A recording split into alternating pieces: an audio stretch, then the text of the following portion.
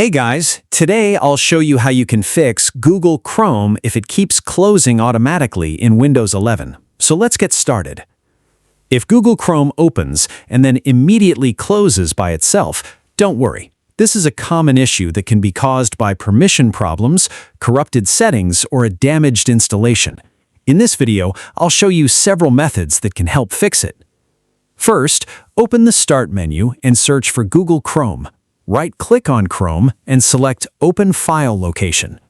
When the folder opens, right-click on the Chrome shortcut and choose Open File Location again.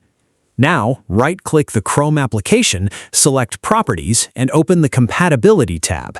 Enable Run this program as an administrator, then click Apply and OK. After that, right-click Chrome and select Run as administrator. Check if the browser stays open normally. If Chrome is still closing automatically, open Chrome if possible and go to Settings. Scroll down and select Reset Settings. Click Restore Settings to their original defaults and confirm the reset. This can fix problems caused by corrupted browser settings or extensions. If the issue continues, the next step is to reinstall Chrome completely. Open Settings in Windows 11 and go to Apps, then Installed Apps. Search for Google Chrome, click the menu next to it, and select Uninstall. Follow the prompts to remove Chrome from your computer. Once Chrome has been uninstalled, open another browser, such as Microsoft Edge. Search for Google Chrome Download and download Chrome from Google's official website. Install the latest version and launch it.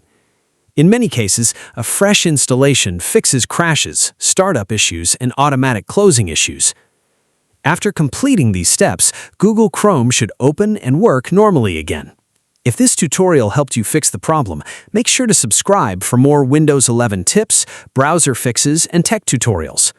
That's it. If you found this video helpful, consider giving it a like and subscribe.